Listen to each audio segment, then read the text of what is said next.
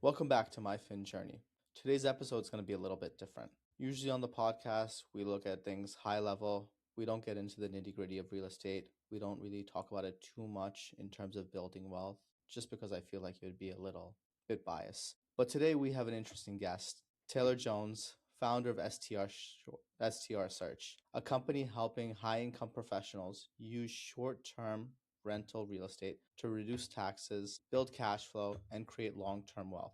Taylor's message is direct. Earning more matters, but one of the highest ROI moves for high earners is learning how to keep more of what they make.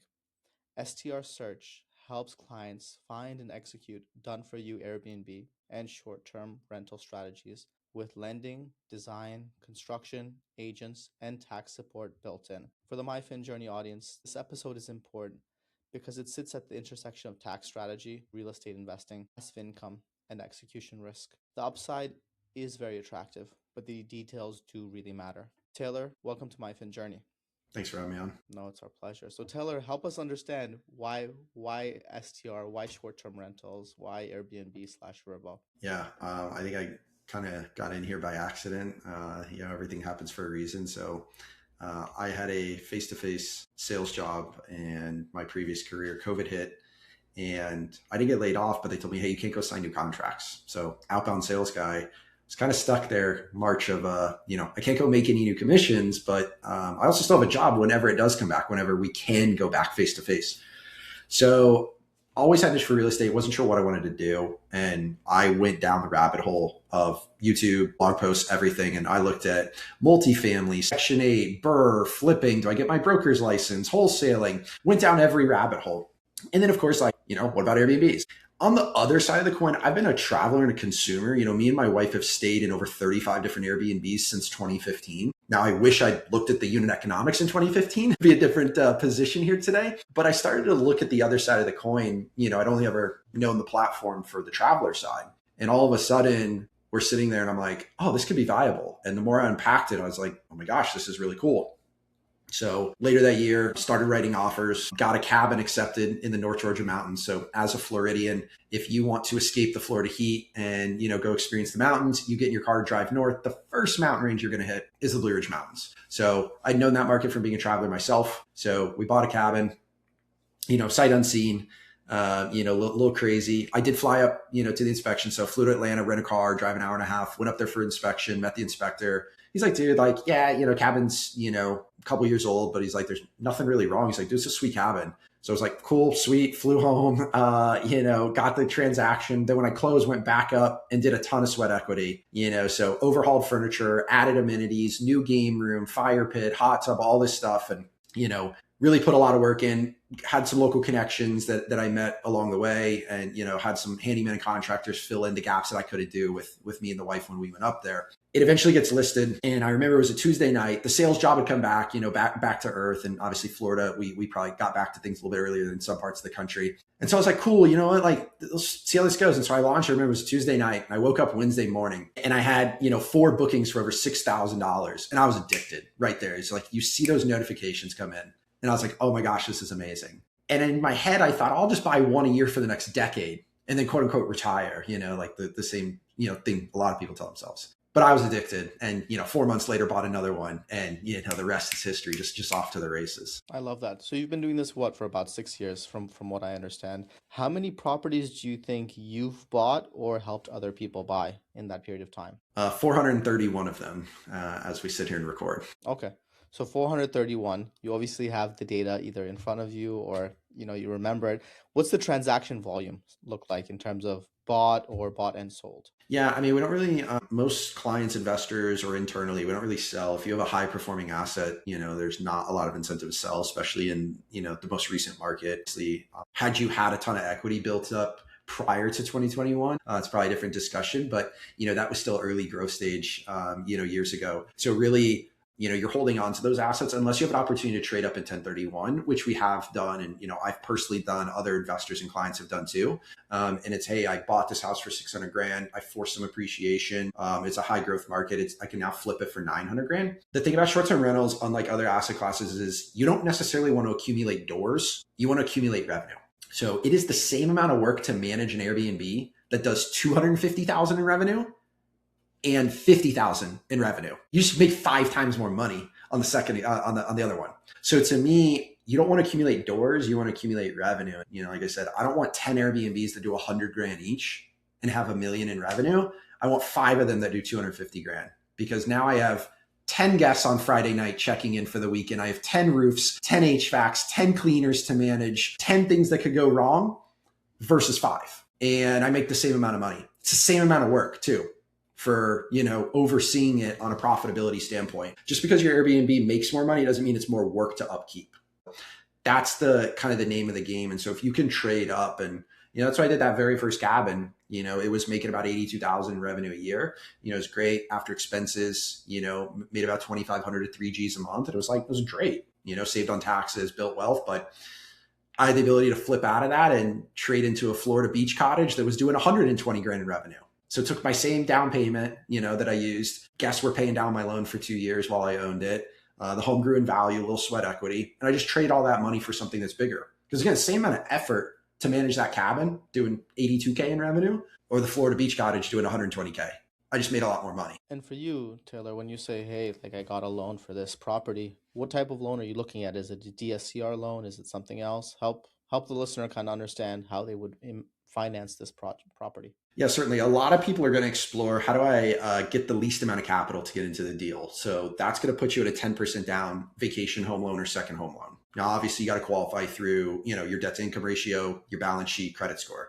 If you can qualify, it obviously allows you to get in for the least amount of cash down.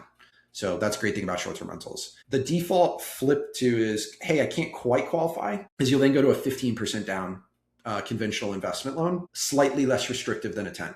And then if for any reason you can't qualify for 15, the default, obviously far less stringent, is 20%, which at that point you have both conventional, or you can pursue DSCR, which is what you talked about.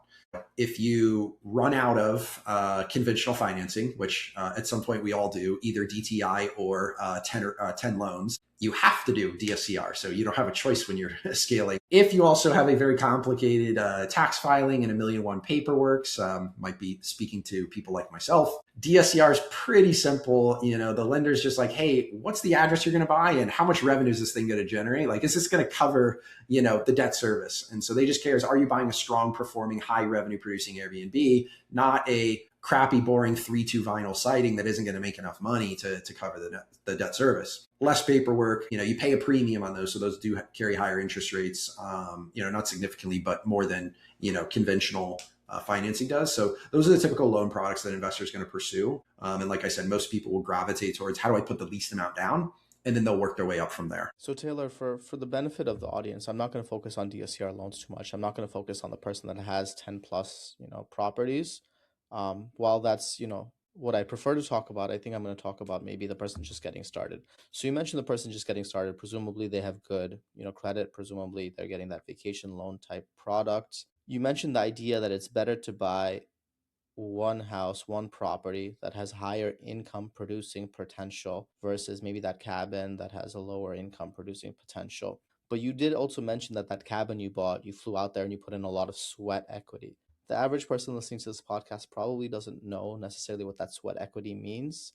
He probably doesn't know the idea. Like your inspection came out very clean, so it sounds like you bought a property in good condition.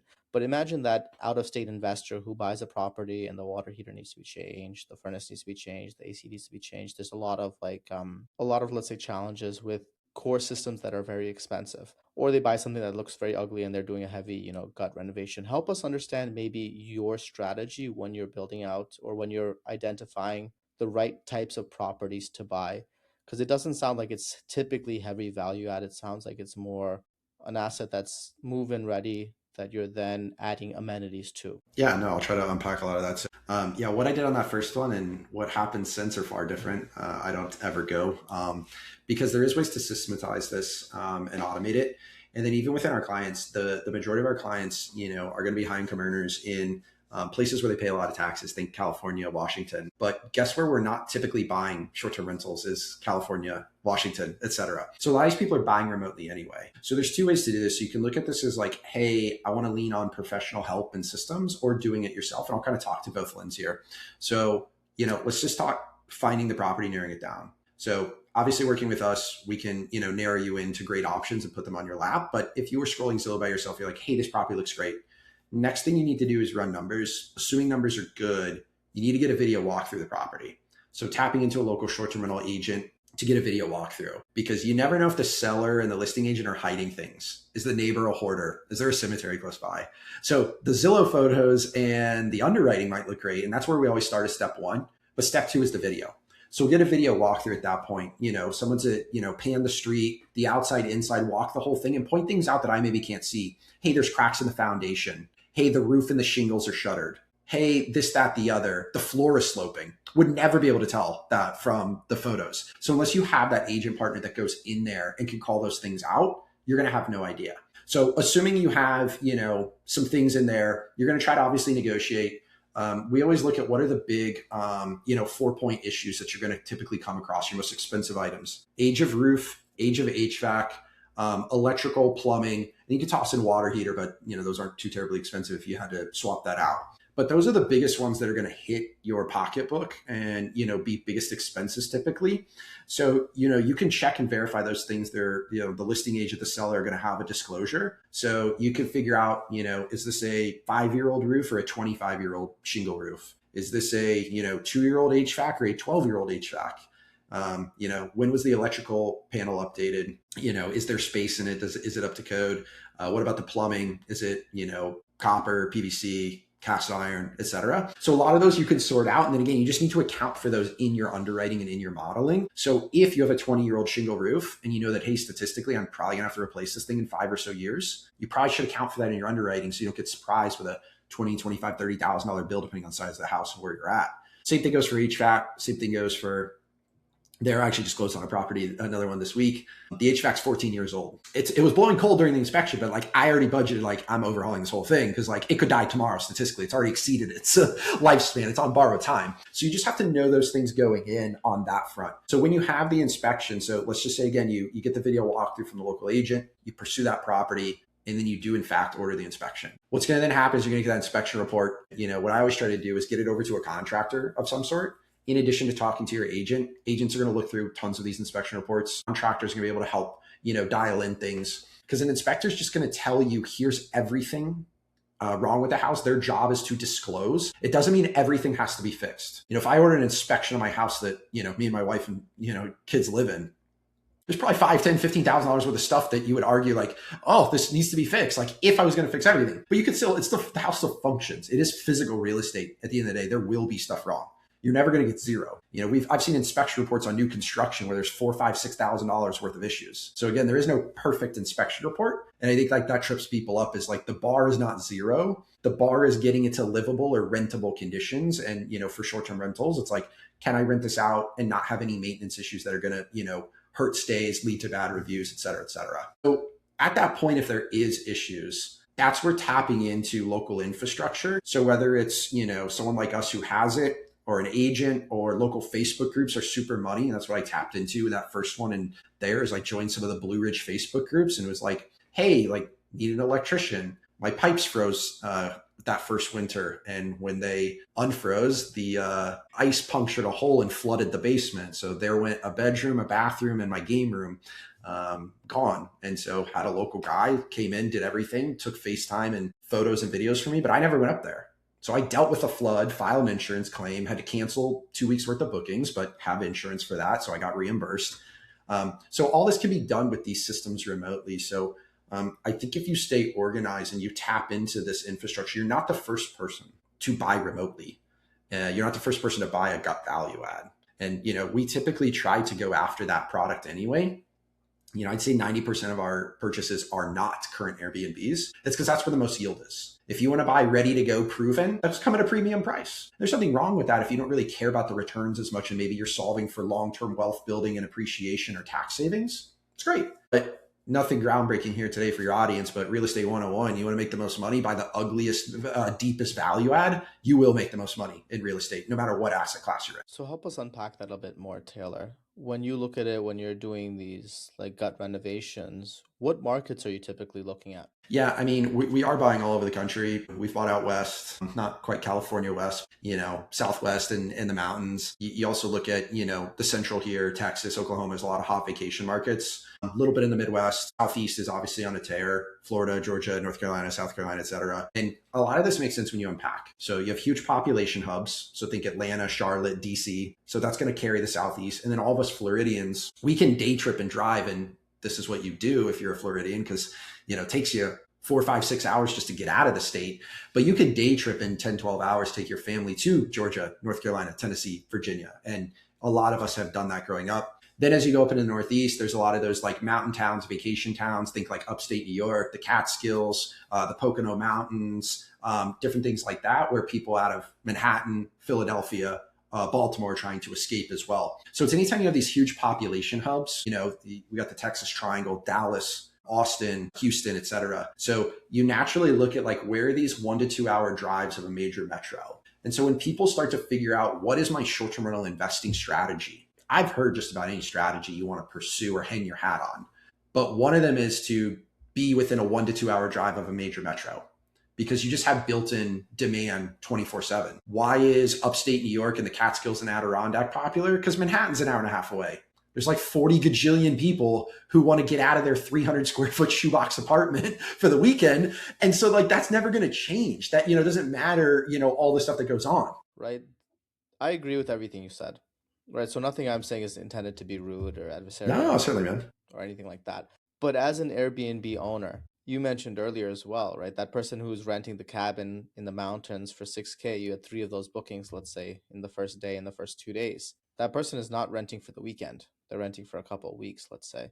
In my understanding, and correct me if the assumption's wrong.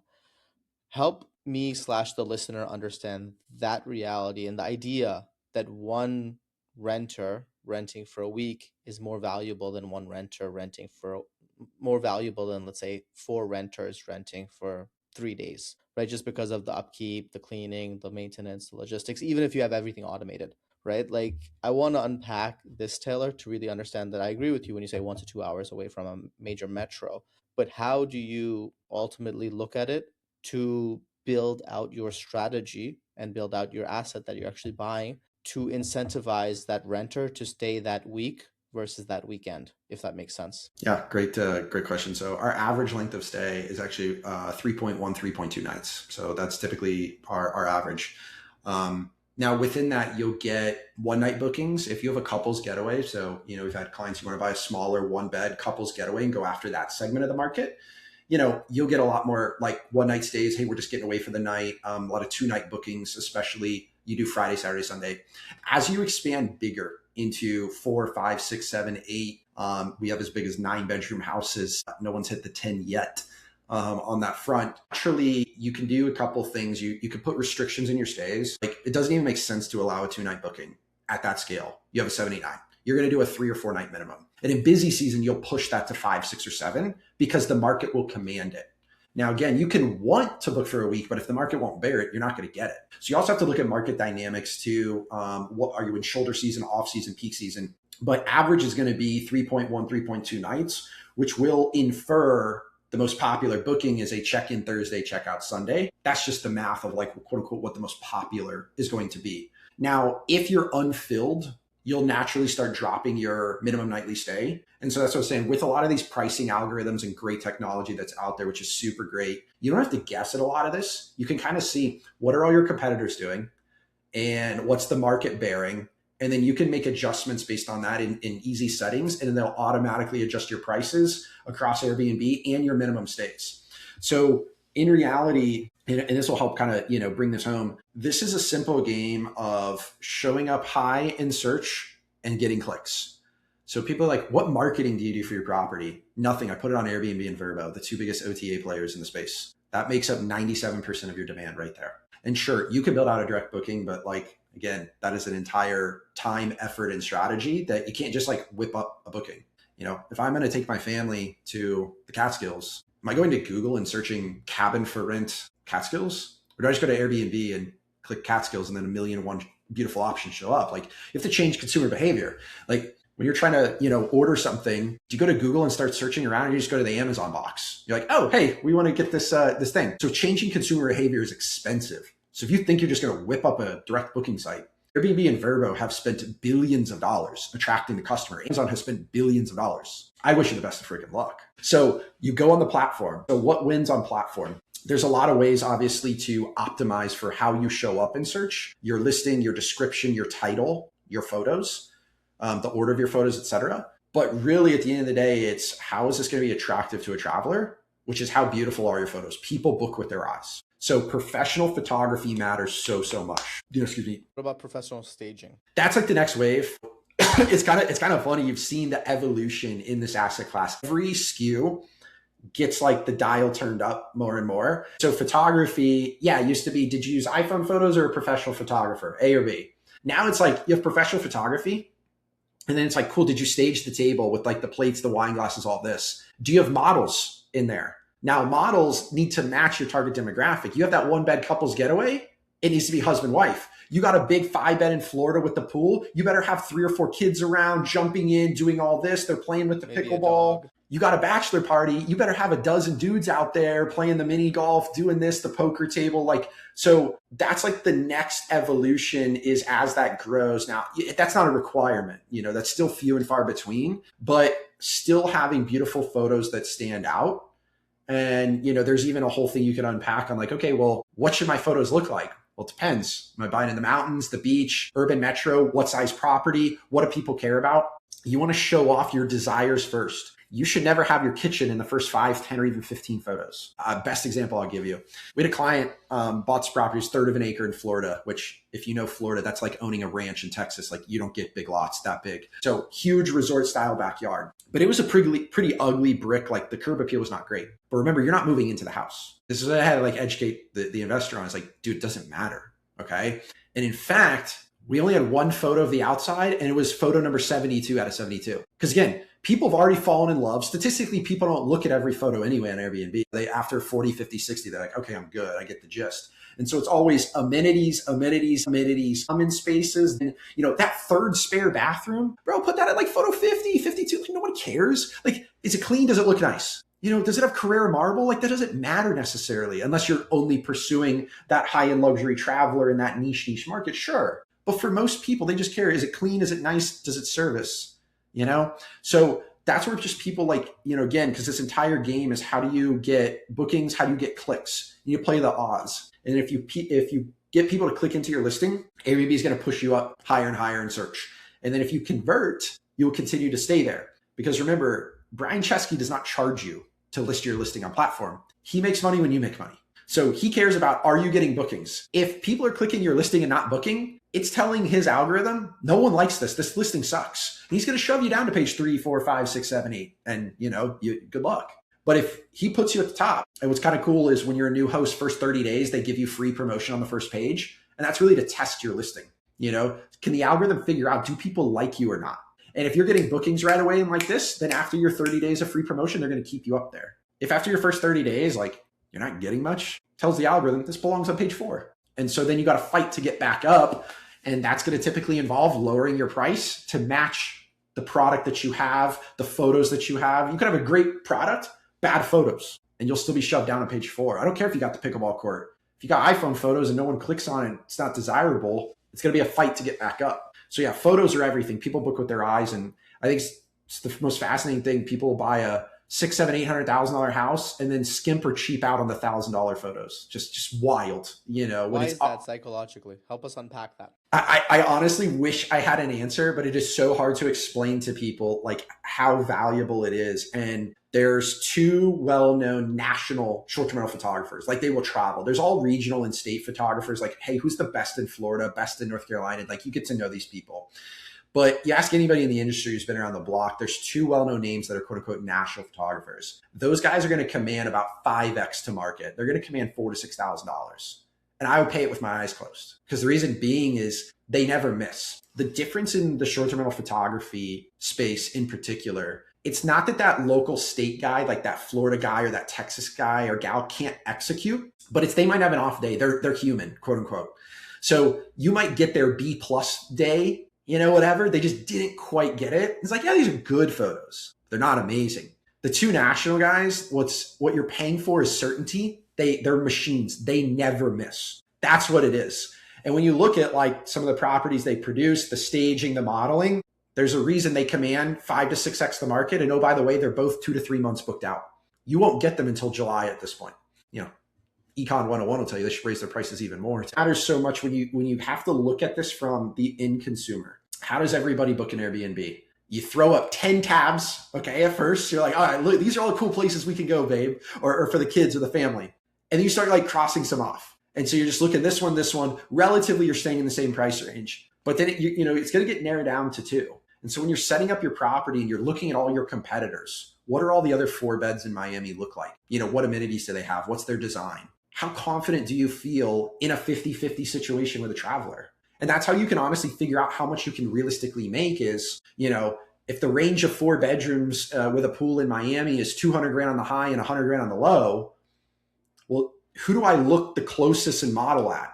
And what I always kind of say is like an easy rule of thumb is if you gave yourself an unbiased 50-50 where you put it next to it, if you can win at least 51% of those occurrences, you probably have a chance to be right in that revenue range. But if that 180K, you're like, this one's just better than me. Like, dude, this guy would win the majority of the time. This one's a better listing. Then you're probably not doing 180 grand revenue. That's delusional to think. And if you underwrite that you're going to hit that, you never will and you'll lose money. And so if you're closer to the 160 comps or the 140 comps or the $100,000 comps, like the market will tell you what you're worth because it's not hard. Like you have a 4-bed with a pool and a hot tub and a game room and a dining room and a kitchen that look relatively like this condition. What do your competitors look like that have those similar features? And no one will be exact, of course. These weren't all perfect homes built. These aren't apartments. It's not 300 apartment units that were all built the same. And that's the art form of, figuring out what you can do in revenue. I say this asset class is 80% data, 20% art. And you need experience to master the art. Your data will get you close, but it's just volume, reps, and understanding the little tweaks and nuances that it's impossible to teach someone without just getting in the batting cage and taking swings over and over. So you mentioned that it's 80% data. How much would you say from a percentage perspective is it emotion? For an investor that's not sophisticated or an institution, 100%. And here's why is in theory, any deal that, someone like us puts in front of you that because I'm not going to put a bad deal in front of you just based on the data. Here, you should buy the very first one, but people have opinions. On the flip side, you hire a professional Airbnb designer. This firm's designed 600 plus top performing Airbnbs, and you get the first renderings and draft. Do you just sign off on that? Or do you input your opinion with the wife? Oh, can we change this? We don't want that wallpaper, swap out the chairs. No, you're going to do it. It's emotion. Now, some keep it in check. Obviously, I know more than them, right? Like, what do they know? I know more than them. I know that maroon is the right color for the walls and whatever. So Taylor, I agree with you, but let me pivot a little bit if you don't mind. Certainly. Right? Like in theory, the investor cares about their pro forma. In theory, you've provided them, pro forma like numbers on an Excel spreadsheet, how much money they're going to make. In theory, that's what they care about. In theory, they're going with somebody like you, somebody like me. I don't do STRs for investors because the numbers make sense, right? But in the Airbnb space, it feels like you need to continuously sell customers a very emotional product. So that's what I wonder, like when it comes to Airbnbs and getting into Airbnbs in the first place, when it's working with STR Search, it feels like they need to be very tapped into the emotional mindset of the consumer when they're booking that, house. Yeah, well, I'll give you the primary driver actually, which is not technically emotion. It's actually taxes. The short-term rental tax loophole and the big beautiful bill kind of poured gasoline on this opportunity. The ability to buy an asset, and there's obviously variance, your tax bracket of things, but assuming you're in the highest federal tax bracket, 37%, and you're not buying a $200,000 tiny house, every short-term rental is going to unlock at least $1,000 in tax savings for you, upwards of $200,000. So when we talk about how powerful that is, that year one, you can take $200,000, $300,000, $400,000, $500,000 in bonus depreciation, quote unquote, losses against your income. And if obviously you take any of those numbers that I just said, multiply them by 0.37, the highest federal tax bracket, you're going to get $50,000, $7,500, $150,000, $200,000, which is where it becomes extremely attractive for these high income earners, because it's a lot harder, if you're making 300 grand to go get yourself a 33% raise at work and get, how do I make 100 grand more? Now, if you're a commission sales guy, which my background, like you can go try to get there. But if you're on W-2 salary, I don't know too many CEOs handing out 33% raises, right now. But you go invest in that short-term rental and save 100 grand in taxes, you just got yourself a 33% raise. Because you know what your alternative is? You give it to the government. If you don't buy a short-term rental, you're going to give it to the US government. There's no third option. So you can continue to let them steal the money out of your paycheck. Or you can take that same money, invest it in an asset you own. You're investing in yourself, and they will repay you with a tax return. You get a tax bracket if they already took it out. If you're W-2, if you're 1099, you would just not have to pay them, just depending on your tax structure, on how your taxes are handled. So that's the primary driver. I would say 80% are there. Let's dive a little deeper, Taylor, if you don't mind. Because I Certainly. was looking at the primary driver from the renter's perspective, not from the investor's perspective. Yep. So from the renter's perspective, we're hiring that one of two photographers that's booked out until for the next 3 months, etc. They're producing dope, amazing photos that elicit a feeling of, I need to be here, right? But in theory, you're mentioning, hey, we should probably stage it a certain way. We should probably design it a certain way. We should probably have certain amenities that attract a certain type of renter. We should probably have the description written a certain way. Help that, investor who's maybe watching this understand how important emotions are when creating this listing to ultimately get bookings, to ultimately drive revenue. Because the tax savings, I agree with you. Tax savings is important. But for people like you and I, it's also the asset should be income producing. And how do you maximize that income? Yeah. People don't make logical decisions when emotion clouds it. I think the entire wedding industry is built on that. So the more you can extract due to emotion, the more people will pay. People might find it manipulative. There's couples getaway cabins. I'm talking 500 square foot that are generating $150,000 a year in top line revenue. Okay. It'll take you, depending on where you're at, roughly 30 to 40,000 a year in expenses to actually, maintain that thing, depending on where you're at. So again, that's like top tier. Now, how are these little one bed couples getaways extracting 500, 600, 700 a night? And it's because they're pulling in that emotion of the couple, the husband, wife, whoever it is, the partners to go out to this place and experience something new, whether it's epic mountain views, on the water, in a cave, the yurt, the geodome. That's why those unique structures do so well, because people want something different.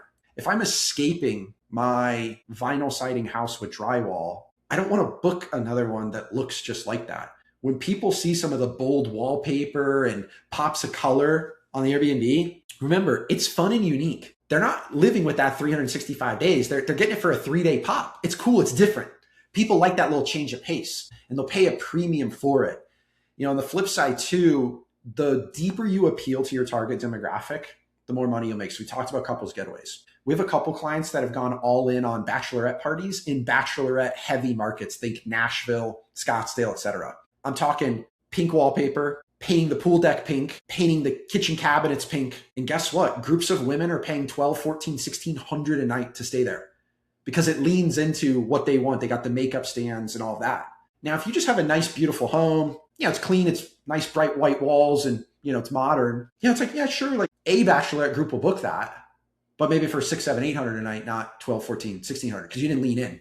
You look at families. One of the cool things we started doing is in the kids' room, you have bunk beds, but we started doing a bunk bed slide from the top. And yeah, that slide might cost you 7, 8, 10 grand for the really, good ones. It pops in that photo and the kid's like, oh, mom, I want to book this. And again, as somebody who now has a 6.5-month-old, my first, and I'm starting to understand this, there's no way. Thank you. Must be really struggling. It's actually going good right now. I don't want to jinx and knock on wood, but have gone through the stretches. I'm sure there's more coming, but I don't know how I'm going to say no to her. I mean, like, I'm going to have to fight that. Well. It's a double-edged sword. Yeah, I have 2 daughters. It's the best. There's no reason to say no. Exactly. So if she's telling me, oh, Dad, like, I'd love to like go here, she sees those photos. And it's $600, $700, $800 a night. Like, when we're saying no, we're not taking the fam here to this 3-bed Florida beach cottage, South Florida. Like, you pay a premium for that emotion.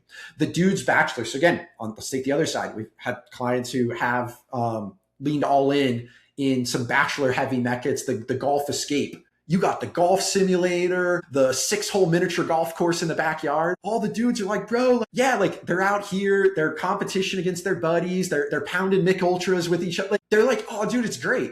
And when you can also take those properties and you split that bill amongst 12 people, $600 a night's nothing. It's like, hey, man, every guy was $50. It's like, oh, here you go. It's nothing. Hotel room. Exactly. And so when you create that experience, they have an incentive now to want to all stay together and create those memories. And then again, you have those, opportunities. You just command a premium against the alternatives. And it is the hardest in the one-bed couples getaway because your alternative is hotel. So that's why those unique stays, there's no yurts, A-frames, geodomes, hotels last I checked. But you create something unique, and that's why those things do so well. It's in a cliff, it's in a cave, it's a place a hotel can't ever go. Top of the mountain, epic views. Those view cabins, cottages, pull insane nightly rates because my alternative is to get a carpet, 300 square foot, share a wall with somebody else. You can, they're right there versus, hey, it's just us on half an acre. We got these epic views from have my coffee, all this. They pay $400, $500, $600 a night for that rather than $200-$300. Kind of a blessing in disguise of hotel rates going up is if you own a really nice, desirable one bed, your rates are also going up too. If you own a very middle of the road property for couples getaway, the problem is you're seeing price compression right now because the alternative is hotel. And so now you have to price underneath them because you look at like a worse option to them. So that's really tapping into the emotional side is who is that target demographic? And data can help you with this. Like let's take Austin, Texas, for example. 18% of every review left on an Airbnb listing in Austin. And yes, we feed every review through our software that we built. 18% of them have a word that is associated with family. So we bucket things together. Think son, daughter, family, kids, etc. We're going to bucket that under family. Group travel, we're going to bucket different things. Friends, homies, buddies, etc. Any buzzword that shows up. 41% of every review has a buzzword related to group travel in Austin. Probably not a good idea to put a playground in the backyard of your Airbnb in Austin. You're appealing to a small demographic. You want to lean into more groups. So again, those are different. Nashville, it's screwy for Bachelorette. Like those numbers are off the chart. Just more pink, throw makeup walls, like all that at it, you're going to do great. So it's just understanding the data. And that's what we always say. You need to design your Airbnb for the data. And then once you know who that demographic is, you need to maximize their experience within that demographic. Taylor, I've loved the conversation, but I want to pause for a second because it feels like this all started by saying, hey, you travel a lot. And I'm like, yeah, so do I. And then you mentioned 35 cities. And I'm like, oh, I don't really travel in the US. I travel more internationally. And then it felt like I was able to draw the parallels between you traveling before starting your Airbnb business to how you've leveraged that experience, that knowledge of the US to scale your business and to really be very clear on what product sells in what market, right? There's a lot of businesses doing the same thing. For you, when you think of STR Search and when you think of your growth over the past 6 years and your growth in your own personal portfolio, etc., from your perspective, what makes STR Search a very good option for people, worth considering? Is it you? Is it the background? Is it the track record? Help me kind of understand your thoughts on STR Search. Yeah, man. We built the company based on data, and that's where it is. My business partner, he's known as the data guy, both figuratively and literally on social media. So we figured whoever has the best data is going to win in this asset class. And so we really kind of assembled the best data infrastructure. The good news about scaling and, firsthand data is the most impactful rather than, market level data, which you're always going to have. But as we've continued to feed in these 400 plus clients' properties, into our own data, software matrix internally mixed with third party, data, it just gets more and more powerful. The sheer volume of inputs we've been able to feed in is truly the cheat code at this point. And that's what's allowed us to scale so quickly. And so for us, those are the things that, we're really looking at maximizing. So we start with data. This is a 3-pillar business at the end of the day. So the first one is data and acquisition. Second one's construction and design. Third one's operations. I always kind of joke, I don't care if you're the VP of the Ritz-Carlton, you're the best operator in the world. If you buy wrong, you can't overcome bad debt or a bad location play or the wrong property for that market. If you buy a 2-bedroom condo in Branson, Missouri, in the Ozarks, 2-bedroom condos make up 42% of the supply on Airbnb. I wish you the best of luck of standing out. You just bought a glutted, saturated product for that market. So to me, buying right, pillar one matters the most. Now, it doesn't mean you can't mess up the design and design for the wrong demographic. So that's where, again, we always say design for the data and amenitize based on the data. So what amenities am I putting in? Is it the golf simulator, the pickleball court, the pool, playground, the game room, the hot tub, this or that? It's all based on the data. 85% of the other cabins in North Georgia have a hot tub. Guess what? I need a hot tub or else I won't make it. If 42% of them have a barrel sauna or a sauna of some sort, I need a freaking sauna, because otherwise you're going to miss out on that. So we always say understanding the data for where to go, understanding the data for what to buy, understanding the data for how to design it, and then the data for how to ultimately amenitize it. And then as you flow into the ops, there's so much data infrastructure on the property management side. Transparently, I'm not going to say that we have this like secret sauce or anything. There's so much out there to build out stats of, like we always talked about, what are the other 4 beds in this market pricing at? So look at market level pricing data, seasonality, booking lead time. Statistically, people are booking July 4th, 4 months in advance. So how are you priced in March matters for how high you book July 4th. And, while $2,000 a night sounds great, you could have gotten $3,000 a night, and your competitors got that because they were priced accurately and you were overpriced at that time in peak booking window. And then you had to drop your price, little falling knife scenario. So it's a 3-pillar business when you really simplify this thing. And so for us, we do believe the most important thing is pillar 1, which is data and acquisition. And so you have to buy right, the right market, the right part of town, the right product for said market. And then again, add the right amenities, add the right design, and nail operations. But all of that is just based on the data will tell you. It's not my opinion. It's not emotion. It's different in every market. It's different based on the product you buy. Is it a 1-bed, a 2-bed, a 3-bed, or a 9-bed? But naturally, the data will guide you. And if you don't make an investor emotional decision and apply your own emotions and opinions to it, and you stick to the data, you'll be successful. So when you deviate from the data, you tend to get deviated results, just naturally. So Taylor, I agree with you, but I want to drive further. Because more specifically with the idea of these 35 cities, the idea that, one of these cities, I believe you mentioned Nashville, is very heavy in bachelorette parties. From my perspective, and I really want you to push back and correct me if I'm wrong, from my perspective, sometimes the data doesn't exist because you don't know what you don't know, and you don't know what to look for, and you don't know where to go for that data. I'm sure there was a point, it might have been in 2010, it might have been in 2020 when you were getting started, where that bachelorette data didn't exist. But now it does because you have that data. I don't know about other people, but you have that data, right? So how do you scale and do right by yourself and your investor database and your clients in terms of building out the right strategy? Does it circle back to the fact that you do travel a lot in the US and maybe potentially have a very strong pulse on the market, and then sometimes go and test out different strategies to find that data and then double down on, hey, we're seeing these keywords, so we're going to double down here.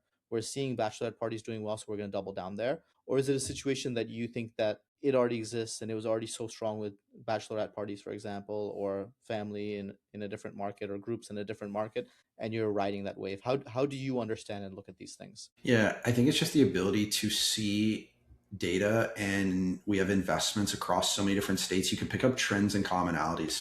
Let's go back to that cabin example. We started looking at the Smoky Mountains in Tennessee, Gatlinburg, Pigeon Forge, the most visited national park in America. I started to see a trend in the data that there's more and more movie theaters popping up in the basement. You look at Blue Ridge, another, mountain market. It's not as popular, but still nice. You're like, no one has a freaking movie theater here. I'm like, oh my gosh.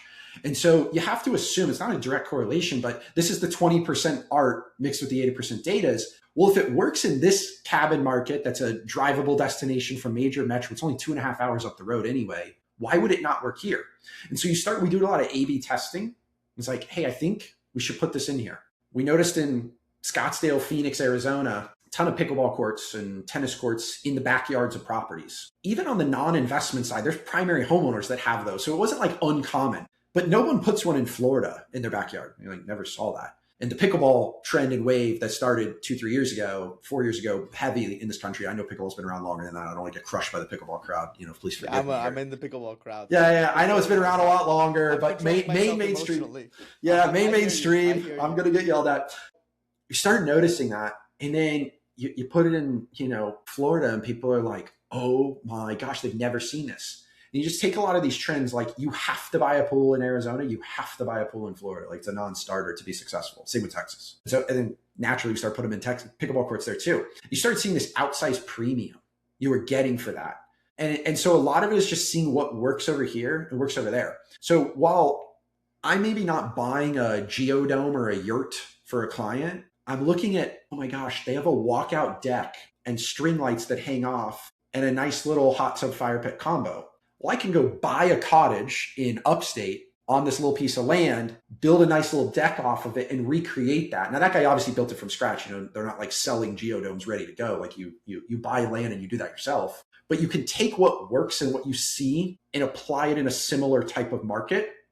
And that's what it is. You take Nashville, you know, what's working in Scottsdale on the Bachelorette side and what's working here or what's working, you know, in Vegas or here. So you try to pull those. You're in a luxury, you know, Joshua Tree type market. What about like a Miami, Fort Lauderdale, other luxury? So you just find trends that you're seeing both visually, like what do homes look like? What's winning? Here's the good news. You want to guess what a nice Airbnb is? What's on page frickin' 1 on Airbnb? Just go to your traveler account and look at that city. You could start to see trends and visuals, and then you can unpack the data more to try to get an inference out of that. Sure. But again, there's just so many of these little data points and things. That's why I say we always just lead with the data for how we're able to understand where across America and then what's going to win. And then those little level 2, level 3 details to do. And so that's where a lot of it comes from, transparently, is just, you know, doing that. And it's the art. And transparently, your most outsized returns are when you get a bet where the data doesn't completely clean. If the data was so easy to see, oh man, you had the pickleball court and the pool, you're going to make 200 grand in revenue. Guess what? Everybody's doing it, including Starwood, Blackstone, KKR, and Buffett. Like, sure. Then it's no fun because no one's making any money. We're all knife fighting for, you know, single digit tiny yields because you have compression. But the art is where you get outsized returns making these bets. Like we put one of the first double pickleball courts in Scottsdale. It's like, hey, this is a big 9-bedroom house. Why would we just put one? Only 4 people can play. It sleeps 18 people, for gosh sakes. Everybody's just going to twiddle their thumbs and wait. What if we put a second court in? It's like, oh my gosh. There's no data. Like to your point, there is zero data that says if you add a double pickleball court, you'll make an extra 50 grand in revenue. But I can tell you. I'm thinking triple, but I'm that pickleball. Yo, guy, so just wait. Forget me. With 18, are you kidding me? Triple is like 12 people. The other Exactly. people are sleeping. Exactly. So those are the things is like, you have to kind of use a little bit of gut instinct mixed with some data. You know, you can't blind guess here. But that directional data can be pulled from a lot of different things that I just kind of rattled off here. But ultimately, if it's so clean cut in the data, like any asset class, any investment, you'll get compression to some norm, whatever that is, which obviously the norm settles in every market: equities, industrial real estate, long-term rentals, multifamily, et cetera. So your outsized bet is the art. I kind of like that the data is not perfect in this asset class, transparently. It is kind of nice because your outsized returns live in that 20% art. And A/B testing and inferring, like, what if I told you the size of your back deck, and I want to make sure I speak clearly here, the size of your back deck does translate to revenue. And it's because if people think it's small and cramped, they can't enjoy and relax. But we see a direct correlation. Again, there's no perfect data here, but we're just looking at trends. And if I just take every top performer in this market and we just look at the size of how big the back deck is off the patio, it just starts to get smaller as the revenue goes down. What about the ceiling height in the living room? You know, you just have these little things where, like, there's no software, there's no perfect thing that's going to tell you. If you got 11-foot ceilings, you're good, but 9 feet, you're screwed. You just start learning. And again, this is where our firsthand data, doing 430 plus of these now at this point, you start to learn little things because you're in the game, you're in the space, and you've just iterated, you know, now across, 15 different states and, every type of property at this point: value add, new construction, turnkey, small, big, blah, blah, blah, blah, blah. I love it, Taylor. I'm just so distracted on this 18 person house with 2 pickleball courts. I feel like you need a third one and you need to market it for like people who are training for the pickleball tournaments or whatever. I'll leave that to you and your 20% art. Taylor, if somebody's been listening to this conversation and they've really enjoyed it, what is the best way for them to connect with you? Yeah, we keep a Calendly right on our website with time slots. So strsearch.com, grab some time. A team member will, talk to you about your individual investment situation, how impactful short-term rentals can be, both from, tax savings that you can unlock, potential cash flows based on your budget and markets that you want to pursue, and, what a process looks like. We're going to let you know what that journey is. So, like I said, you got to buy it, you got to renovate it, you got to add amenities, you got to design furniture. You could buy a turnkey ready to go one, but, those And tend to obviously have lower returns. Is it all white glove solution from you guys? So we hold your hand end to end. So, we have a dedicated contact, a rep on our team that walks it through. So, we don't want someone to feel like they're doing this alone, especially if you're like, hey man, high-income earner, I work in tech and I rent in San Francisco. I've never bought real estate before, let alone a vacation home in a completely different state. So you need someone to walk you through, hey, here's what's going to happen. Here's what we're looking for. Who's that local agent partner? Who's the best short-term rental agent in, Miami or, Myrtle Beach or wherever you're buying? Okay, great. That person will get us the video walkthrough. They'll get the contract for us. You need that support system. That's really what we provide, investors. I say it's a business in a box. You don't have to guess what the next steps is. You have to guess, how do we do this? Dude, we've done this 430 times. We're just going to rinse and repeat here and just take you through a series of assembly line checklists. Let's narrow down the market. Let's find the best property. Let's get our offer in. Let's get through the inspection. Let's start renovating it. Let's start designing it with local infrastructure, contractors, designers that you can tap into. They'll obviously execute, bring it to life. Operations will help you out. How much do you want to be involved? Do you want to do nothing? Do you want to do some of it? None of it? Obviously, the less you do, property management's more expensive. If you have an assistant, split model where, you do some, they do some, it costs less. If you manage it yourself, it's quote unquote zero. It's just your time. And we help guide every step of the way. So, do you need help building your listing, building out your infrastructure to manage it yourself? Great, we'll help you. Do you want to make this more of a send me a check once a month mailbox investment? Great, sure. You have a bigger line item in your P&L, just costs a little bit more. It doesn't mean you don't make any money, just means you make less than if you did it yourself. But that's, again, any real estate management operations 101 here. I love it, Taylor. This has been a very practical look at short-term rentals with a white glove solution and how real estate in general can be a wealth building tool. For anyone listening, the takeaway is really simple. It's all about buying right, building out the right systems and the right processes, and really understanding your market and how you're going to actually market your asset to that end buyer. We'll link Taylor and STR Search in the show notes. If this episode helped you, hit the like button, hit the subscribe button, and share it with a friend so that they can learn more about how to build wealth and improve their financial journey. Thanks again, guys. Until next time. Bye.